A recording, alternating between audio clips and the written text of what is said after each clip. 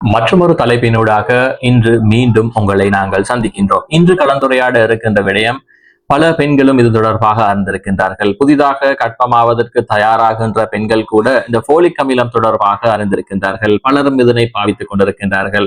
நீங்கள் புதிதாக திருமண மெய்தியுடன் உங்களுடைய பப்ளிக் ஹெல்த் மிட்வைஃபை சந்திக்கின்ற நேரத்தில் அல்லது வைத்தியர் ஒருவரை சந்திக்கின்ற நேரத்திலும் கூட கற்பம் தொடர்பாக கதைக்கின்ற சந்தர்ப்பங்களில் உங்களுக்கு அவர் ஒரு போலிக் அசிட் மாத்திரையை பரிந்துரை செய்வதை நாங்கள் அவதானித்துக் கொண்டிருக்கின்றோம்.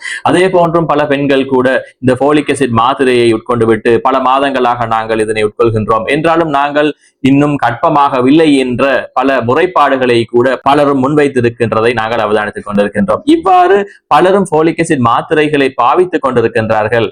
ஆனால் இது ஏன் பாவிக்கப்படுகின்றது என்பது தொடர்பான தெளிவான விளக்கம் அற்றவர்களாக காணப்படுவதை நாங்கள் அவதானித்துக் கொண்டிருக்கின்றோம். எனவே இன்று நாங்கள் இந்த போலிக் அசிட் மாத்திரைகள் தொடர்பாக கலந்துரையாடலாம் என இருக்கின்றோம்.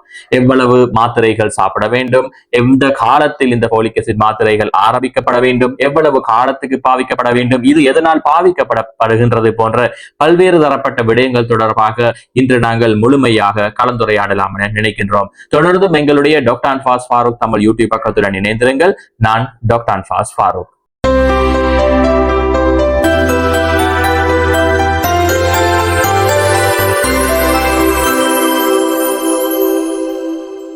விட்டமின் பி காம்ப்ளெக்ஸின் B9 வகையில் காணப்படுகின்ற ஒரு விட்டமினாகத்தான் இந்த போலிக் அசிட் காணப்படுகின்றது. இந்த போலிக் அசிடை பலரும் பரிந்துரை செய்கின்றார்கள். திருமணம் முடித்த பின் ஒரு வைத்தியரை நீங்கள் சந்திக்கின்ற சந்தர்ப்பங்களில் நீங்கள் கற்பத்துக்காக தயாராகின்ற நபராக இருந்தால் உடனே அவர் உங்களுக்கு ஒரு போலிக் அசிட் சிட்டையை எழுதி தருவார். அல்லது பல பெண்களும் பார்மசிகளில் இந்த போலிக் அசிட் மாத்திரைகளை வாங்கி பாவிக்கின்றதையும் நாங்கள் அவதானித்திருக்கின்றோம். எனவே இந்த போலிக் அசிட் எந்த அளவு முக்கியத்துவமானது என்பது தொடர்பாக நாங்கள் அறிந்திருக்க வேண்டியது மிகவும் முக்கியமான விடயம் ஒன்றாக இருந்து கொண்டிருக்கின்றது. இந்த போலிக் அசிட் பொதுவாக எங்களுடைய உடலில் களப்பிரிவு மற்றும் களப்பெருக்கம் போன்றவற்றுக்கு மிகவும் பங்களிப்பு செய்கின்ற, உதவி புரிகின்ற ஒரு விட்டமினாக, ஒரு சப்ளிமெண்டாகத்தான் கருதப்படுகின்றது.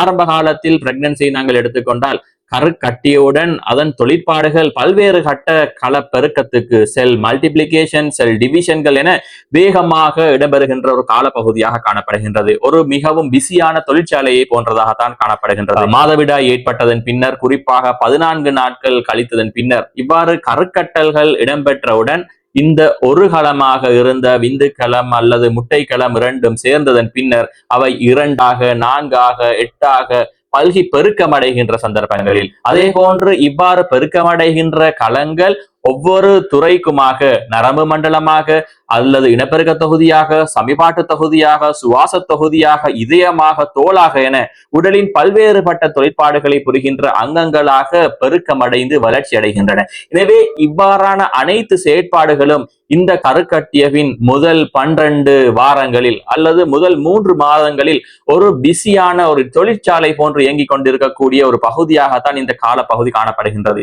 எனவே இந்த காலப்பகுதியில் மிக அதிக எண்ணிக்கையிலான போலிக் அசிட்கள் தேவைப்படுகின்றது. இதன் காரணமாகத்தான் முறையான களப்பிரிவுகள் இடம்பெறுகின்றது, முறையான களப்பெருக்கங்கள் இடம்பெறுகின்றது.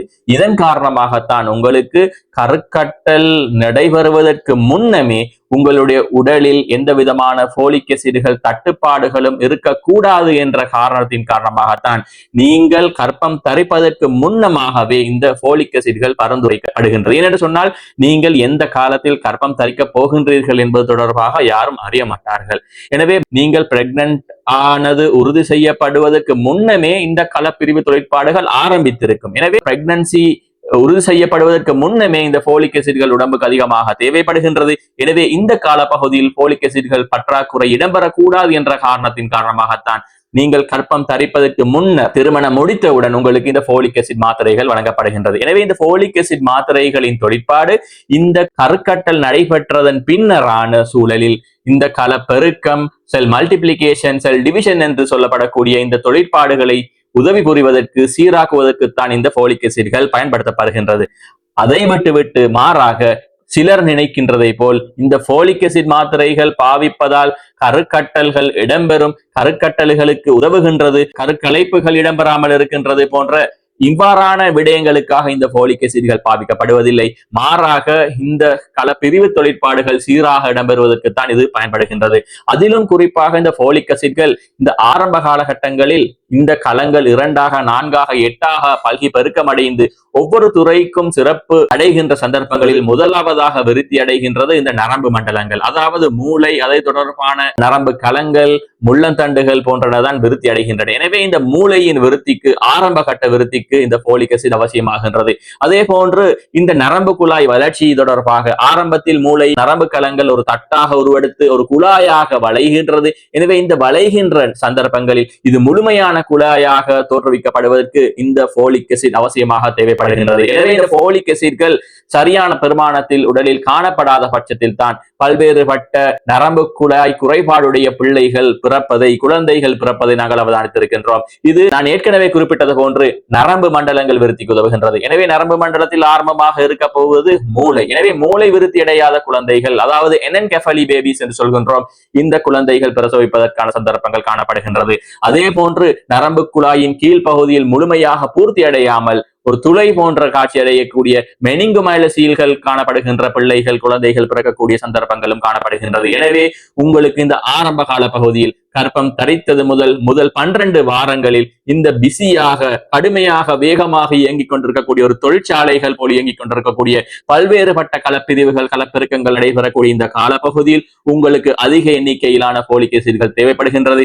எனவே நீங்கள் கர்ப்பம் தரிப்பதற்கு முன்னர், கர்ப்பத்துக்காக தயாராகின்ற சந்தர்ப்பங்களில் போலிக் அசிட் மாத்திரைகள் கட்டாயம் எடுத்துக்கொள்ளப்பட வேண்டும். இலங்கையை பொறுத்தவரை இது சுமார் 1 மில்லிகிராம் அளவிலான இந்த போலிக் அசிட் மாத்திரைகள் பரிந்துரை செய்யப்படுகின்றது. எனவே தினந்தோறும் ஒரு சிறிய மாத்திரை தான், எந்த விதமான பக்க விளைவுகளும் காணப்படாத ஒரு மாத்திரையாக காணப்படுகின்றது, இலகுவாக பெறக்கூடிய மாத்திரையாக காணப்படுகின்றது, விலை குறைந்த மாத்திரையாக காணப்படுகின்றது. என்றாலும் இதனால் உங்களுக்கு கிடைக்கக்கூடிய நன்மைகளோ பல நன்மைகளாக இருக்க போகின்றது. முறையாக மூளை விருத்தி அடைந்த ஒரு குழந்தை இதன் மூலமாக பிரசவிக்கப்படுகின்றது. நரம்பு குழாய் வளர்ச்சி பூர்ணமாக இருக்கின்ற ஒரு குழந்தையாக இருக்க போகின்றது. எனவே நீங்கள் கர்ப்பத்துக்காக தயாராகின்ற சந்தர்ப்பங்களில் இந்த 1 மில்லிகிராம் அளவிலான போலிக் அசிட் மாத்திரைகளை எடுத்துக்கொள்வது கட்டாயமான விடயமாக இருந்து கொண்டிருக்கின்றது. என்றாலும் சிலருக்கு இந்த போலிக் அசிட் மாத்திரைகள் 1 மில்லிகிராமுக்கும் அதிகமாக, மேலதிகமான எண்ணிக்கையில் பெறப்பட வேண்டிய கட்டாயமும் காணப்படுகின்றது. உங்களுக்கு ஏற்கனவே இவ்வாறான நரம்பு குழாய் தொடர்பான நோயுடைய குழந்தைகளை நீங்கள் பிரசவித்திருந்தால், உங்களுக்கு அல்லது உங்களுடைய கணவனுடைய குடும்பத்தில் இவ்வாறான குழந்தைகள் காணப்படுகின்ற நபர்களாக இருந்தால், அல்லது நீங்கள் வலிப்பு நோய்க்காக ஏதேனும் மருந்து பாவிக்கின்ற நபராக இருந்தால், ஏனென்று சொன்னால் வலிப்பு நோய்களுக்காக பாவிக்கப்படுகின்ற இந்த மருந்துகள் காரணமாக போலிக் அமில குறைபாடுகள் உடம்பில் ஏற்படுகின்றது. எனவே அதனை நிவர்த்தி செய்வதற்காக நீங்கள் அதிக எண்ணிக்கையிலான போலிக் அசிட் சாப்பிட வேண்டும். அதே போன்று உங்களுக்கு டயபெட்டிஸ் காணப்படுகின்ற நபராக இருந்தால், நீரிழிவு நோயாளர்களாக இருந்தால், அதிக குருதியாமுக்கம் காணப்படுகின்ற நபர்களாக இருந்தால், இவ்வாறான ஹை ரிஸ்க் கேட்டகரி உள்ள நபர்கள், அதே போன்று உங்களுக்கு கர்ப்பம் தரிக்கக்கூடிய வயது 35 வயதையும் விட கூடுதலாக காணப்படுகின்ற நபர்களாக இருந்தால் நீங்கள் 1 மில்லிகிராமையும் விட அதிகமான எண்ணிக்கையில் சாப்பிட வேண்டும். அதாவது கிட்டத்தட்ட 5 மில்லிகிராம் அளவிலான போலிக் அசிட் மாத்திரைகள் எடுத்துக்கொள்ளப்பட வேண்டும் என்றுதான் மருத்துவ உலகம் பரிந்துரை செய்கின்றது. எனவே நீங்கள் உங்களுடைய இந்த மாத்திரைகளை கட்டாயம் எடுத்துக்கொள்ள வேண்டும். அதே போன்று சிலர் கேட்கின்றார்கள், இது நாங்கள் சாப்பிடுகின்ற சாப்பாடுகளில் காணப்படுவதில்லையா என்று கேட்கின்றார்கள். ஆம், சாப்பாடுகளிலும் காணப்படுகின்றது. உங்களில் சூழலில் காணப்படுகின்ற பச்சை கீரை வகைகளில் காணப்படுகின்றது, பச்சை நிறத்திலான மரக்கறிகளில் காணப்படுகின்றது. என்றாலும் நாங்கள் இந்த தேவையை, அந்த பிஸியாக இயங்கிக் கொண்டிருக்கக்கூடிய ஒரு தொழிற்சாலைக்கு தேவையான சப்ளையை நாங்கள் முறையாக வழங்க வேண்டும். எனவே ஆரம்ப கால பகுதியில் உங்களுக்கு வாந்தி போன்ற நிலைமைகள் காணப்படுகின்றது. எனவே அதற்கு தேவையான அளவு இந்த கீரைகள் மூலமாக ஈடு செய்ய முடியாத அளவில் காணப்படலாம்.